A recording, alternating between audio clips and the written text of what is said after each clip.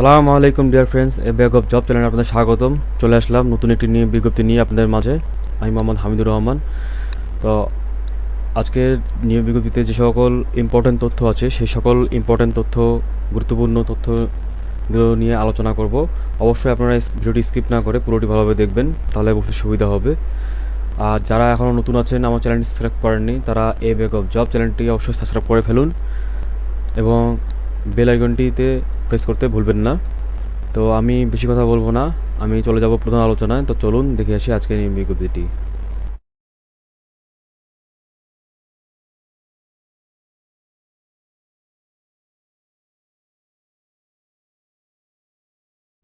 তো আপনারা দেখতে পাচ্ছেন নিয়োগ বিজ্ঞপ্তিটি অবশ্য মহিলা ও শিশু বিষয়ক মন্ত্রণালয়ের একটি নিয়োগ বিজ্ঞপ্তি। আপনারা দেখতে পাচ্ছেন যে গণপ্রজাতন্ত্রী বাংলাদেশ সরকার, মহিলা ও শিশু বিষয়ক মন্ত্রণালয়, বাংলাদেশ শিশু একাডেমি, দোয়ে চত্বর সড়ক, শাহবাগ, ঢাকা 1000। এটি অবশ্য পাবলিশ হয়েছে 1/6/2022-এ। তো এখানে স্মারক নং দেওয়া আছে, আপনারা দেখতে পাচ্ছেন। এবং এখানে আমরা দেখব নিয়োগ বিজ্ঞপ্তি মহিলা ও শিশু বিষয়ক মন্ত্রণালয়াধীন বাংলাদেশ শিশু একাডেমির নিম্নলিখিত রাজস্ব খাতভুক্ত স্থায়ী পদে অস্থায়ী ভিত্তিতে নিয়োগের নিমিত্ত বাংলাদেশের প্রকৃত নাগরিকদের নিকট থেকে নিম্নবর্ণিত শর্তে দরখাস্ত আহ্বান করা যাচ্ছে। তো আমরা দেখবো যে এখানে কী কী দেওয়া আছে, পদ এবং পদের সংখ্যা এবং কী কী যোগ্যতা লাগছে এবং কোন কোন জেলার প্রার্থীগণ আপনারা আবেদন করতে পারবেন এবং কোন কোন জেলার প্রার্থীগণ আপনারা আবেদন করতে পারবেন না। তো এখানে প্রথমে দেখতে পাচ্ছেন যে জেলা শিশু বিষয়ক কর্মকর্তা পদের নাম দেওয়া আছে এবং এখানে পদ সংখ্যা 2টি এবং এখানে আপনাদের গ্রেড হচ্ছে 9তম গ্রেড। এবং এখানে আপনারা দেখতে পাচ্ছেন যোগ্যতা কোনো স্বীকৃত বিশ্ববিদ্যালয় হতে প্রথম শ্রেণী বা সমমানের সিজিপিএতে স্নাতকোত্তর ডিগ্রি অথবা অনন্য দ্বিতীয় শ্রেণী বা সমমানের সিজিপিএতে স্নাতক সহ অনন্য দ্বিতীয় শ্রেণী বা সমমানের সিজিপিএতে স্নাতকোত্তর ডিগ্রি অথবা 4 বছর মেয়াদী অনন্য দ্বিতীয় শ্রেণী বা সমমানের সিজিপিএতে স্নাতক সম্মান ডিগ্রি এবং কম্পিউটার চালানোর দক্ষতা থাকতে হবে। এই পদে কিন্তু সকল জেলার প্রার্থীগণ আপনারা আবেদন করতে পারবেন।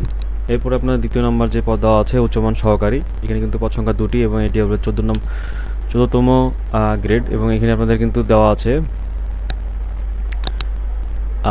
যে এখানে দেওয়া আছে যে কোনো স্বীকৃত বিশ্ববিদ্যালয় হতে স্নাতক ডিগ্রি থাকতে হবে। এবং এখানে কিন্তু আপনাদের যে সকল প্রার্থীগণ আবেদন করতে পারবেন সেটি হচ্ছে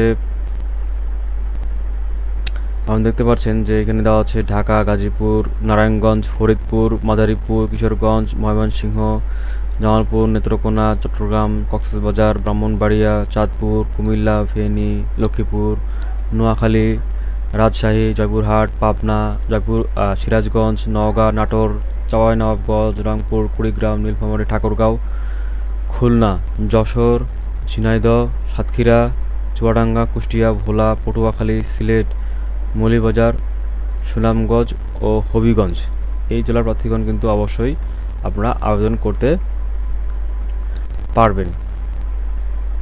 এসব জেলা ব্যতীত অন্য কোনো জেলা আপনারা আবেদন করতে পারবেন না।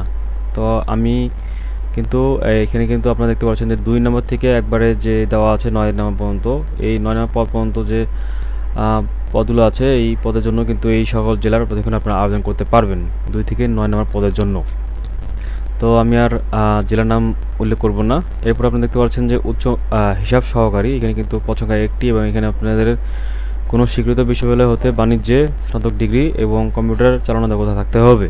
এরপর আপনি দেখতে পাচ্ছেন 60 মুদ্রাক্ষরিক কাম কম্পিউটার অপারেটর, এখানে 1টি পদ সংখ্যা এবং এটি হচ্ছে 14তম গ্রেড। এবং এখানে আপনাদের দেখতে পাচ্ছেন যে এখানে কম্পিউটার ব্যবহার সংক্রান্ত word processing, data entry, typing ইত্যাদির ক্ষেত্রে নিম্ন গতি 60 লিপিকার বা স্টেনোগ্রাফার, 60 মুদ্রাক্ষরিক বা স্টেনোটাইপিস্ট, অফিস সহকারী কাম মুদ্রাক্ষরিক কাম অফিস সহকারী ও মুদ্রাক্ষরিক পদের পদবি পরিবর্তন ও নিয়োগ যোগ্যতা নির্ধারণ বিশেষ বিধিমালা 2010 অনুযায়ী শর্ট হ্যান্ডে প্রতি মিনিটে ইংরেজিতে 80 ও বাংলায় 30 শব্দ থাকতে হবে এবং টাইপিং প্রতি মিনিটে ইংরেজিতে 30 ও বাংলায় 25 শব্দের গতি এবং উচ্চমান সার্টিফিকেট থাকলেই চলবে। এরপরে আপনারা দেখতে পাচ্ছেন এখানে 5 নাম্বার, এটা কিন্তু দেখতে পাচ্ছেন প্রুফ রিডার, এখানে আপনাদের কিন্তু একটি পদ সংখ্যা এবং এটি 14তম গ্রেড, এবং এখানে আপনাদের কোনো স্বীকৃত বিশ্ববিদ্যালয় হতে স্নাতক ডিগ্রি সংশ্লিষ্ট বিষয়ে বাস্তব অভিজ্ঞতা থাকতে হবে এবং কম্পিউটার চালানো দক্ষ থাকতে হবে। এরপরে আপনার লাইব্রেরিয়ান কাম মিউজিয়াম কিপার, এখানে 2টি পদ সংখ্যা এবং এখানে আপনাদের 14তম গ্রেড এটি। এখানে অবশ্যই কোনো স্বীকৃত বিশ্ববিদ্যালয় হতে গ্রন্থাগার বিজ্ঞানের স্নাতক ডিগ্রি অথবা কোনো স্বীকৃত বোর্ড হতে উচ্চমান সার্টিফিকেট বা সমমান্য সার্টিফিকেট সহ কোনো স্বীকৃত ইনস্টিটিউট হতে গ্রন্থাগার বিজ্ঞানে ডিপ্লোমা থাকতে হবে এবং কম্পিউটার চালানোর দক্ষ থাকতে হবে অবশ্যই। এরপর আপনাদের অফিস সহকারী কাম কম্পিউটার মুদ্রাক্ষরিক, এখানে 9টি পদ এবং এখানে আপনাদের গ্রেড হচ্ছে 16তম। এখানে কিন্তু আপনাদের নিম্নমান সহকারী তথা মুদ্রাক্ষরিক, plain paper copier, duplicating machine computer, তারপর ডেস্ক পাস রাইডার, দপ্তরি ও MLSS মন্ত্রণালয় বিভাগ ও সংযুক্ত অধিদপ্তর বিধিমালা 1993 অনুযায়ী। তবে কম্পিউটার ব্যবহার সংক্রান্ত ওয়ার্ড প্রসেসিং, ডাটা এন্ট্রি ও টাইপিং ইত্যাদির ক্ষেত্রে সর্বনিম্ন গতি থাকতে হবে আপনাদের। ষাট লিপিকার বা স্টেনোগ্রাফার বা ষাট মুদ্রাক্ষরিক বা স্টেনো টাইপিস্ট, অফিস সহকারী কাম মুদ্রাক্ষরিক কাম অফিস সহকারী ও মুদ্রাক্ষরিক পদের পদবি পরিবর্তন ও নিয়োগযোগ্যতা নির্ধারণ বিশেষ বিধান বিধিমালা 2010 অনুযায়ী কম্পিউটার কম্পোজে প্রতি মিনিটে গতি ইংরেজিতে 10 শব্দ এবং বাংলায় 20 শব্দ এবং উচ্চ মাধ্যমিক স্কুল সার্টিফিকেট থাকতে হবে। এরপর আপনাদের ইলেকট্রিশিয়ান একটি পদ এবং এখানে আপনার 16তম গ্রেড, এবং এরপর দেওয়া আছে কোনো স্বীকৃত বোর্ড হতে উচ্চমান সার্টিফিকেট থাকলে চলবে এবং বৈধ লাইসেন্স সহ ইলেকট্রিক কাজে 3 বছরের অভিজ্ঞতা থাকতে হবে। এরপরে আপনারা দেখতে পাচ্ছেন 9 নম্বর যেটি পদ দেওয়া আছে ফটোকপি অপারেটর একটি, এবং এটি আপনাদের 18তম গ্রেড, এবং এখানে কোনো স্বীকৃত বোর্ড হতে উচ্চ মাধ্যমিক সার্টিফিকেট বা সমমানের সার্টিফিকেট থাকলে চলবে এবং সংশ্লিষ্ট বিষয়ে অনূন্য 2 বছরের বাস্তব অভিজ্ঞতা থাকতে হবে।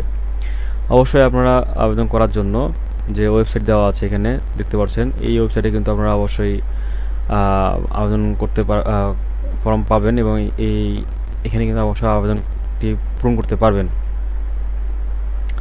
তো এখানে আপনারা দেখতে পাচ্ছেন যে আগামী 30/6/2022 তারিখের মধ্যে কিন্তু আবেদন করতে হবে। আপনারা দেখতে পাচ্ছেন 30/6 এর মধ্যে। তো এইখানে আপনাদের বয়স যেটা দেওয়া আছে, সাধারণ যারা আছেন 18 থেকে 30 বছরের যারা হলেই কিন্তু আবেদন করতে পারবেন, এবং মুক্তিযোদ্ধা যারা আছেন তারা 18 থেকে 32। এবং এখানে আপনারা যে আবেদন করবেন সেটি যে ফি সেটি এখানে দেওয়া আছে দেখতে পাচ্ছেন আপনারা। 1 নং উল্লেখিত পদের জন্য 212 টাকা, এবং আপনাদের ক্রমিক নং 2 থেকে 8 পদের জন্য 112 টাকা, এবং 9 নম্বর পদের জন্য 62 টাকা আপনার সার্ভিস আপনাদের কিন্তু আবেদনের যে চার্জ সেটি এখানে দেওয়া আছে। তো আমি বলে দিলাম যে, এবং এটি অবশ্যই আপনাদেরকে একবারে প্রদান করতে হবে DBBL মোবাইল ব্যাংকিং বা বিকাশ বা নগদের মাধ্যমে অনলাইনে। এবং আপনাদেরকে আরও যে কাগজগুলো লাগবে আপনাদের সেইগুলো এখানে কিন্তু বলা আছে কী কী কাগজপত্র লাগবে না লাগবে, অবশ্যই আপনারা একটু দেখে নেবেন। তো এখানে তেমন কিছু আর বলার নাই, আমি সব কিছু অবশ্য এখানে বলে দিলাম। এখানে তেমন আর কিছু গুরুত্বপূর্ণ যেগুলো বলার সেখানে এখানে কিন্তু অতটা আমি যে বলার মতন সেরকম নেই। তো আপনারা অবশ্য আপনাদেরকে এখানে দেখতে হবে যে আসলে কী কী এখানে আরও ইম্পর্টেন্ট আপনাদের জন্য আছে, সেটি দেখলে আপনাদের ভালো হয়। আমি বিস্তারিত বলতে গেলে ভিডিওটি অনেক বড় হয়ে যাবে, সেজন্য তখন আপনাদের দেখতে অসুবিধা হবে। তো সেই জন্য আপনারা একটু জাস্ট দেখে নেবেন, কারণ আপনাদের দেখতেই হবে আপনাদেরকে সার্কুলারটি। তো আপনারা অবশ্যই একটু সার্কুলারটা এক নজর করে দেখে নেবেন যে আপনাদের কী কী কাগজপত্র লাগছে পরীক্ষার সময়। তো আর যারা নতুন আছেন এখনও আমার চ্যানেলটি সাবস্ক্রাইব করেননি, অবশ্যই আমার চ্যানেলটি সাবস্ক্রাইব করবেন, এবং অবশ্যই আপনারা যে বেল আইকনটি আছে সেটি অবশ্য প্রেস করতে ভুলবেন না। এবং আপনারা আমার যে পেজ আছে Facebook page A bag of job, ওখানে গেলেও আপনারা অবশ্য কীভাবে আবেদন করতে হয় সেই ভিডিওগুলো পাবেন এবং সেখানেও আপনারা অবশ্য সার্কুলারগুলো পেয়ে যাবেন। আপনারা ফেসবুকে অবশ্যই সার্চ করবেন, ফেসবুকে গিয়ে এ ব্যাগ অফ জব, তাহলে আমার পেজটি পেয়ে যাবেন। তো আজকে এই পর্যন্ত, আবার নতুন কোনো নিয়োগ বিজ্ঞপ্তি নিয়ে আপনাদের মাঝে হাজির হব। তো সুস্থ থাকবেন, ভালো থাকবেন, আপনাদের সুস্বাস্থ্য কামনা করে আমি বিদায় নিচ্ছি আজকের মতো। আসসালামু আলাইকুম।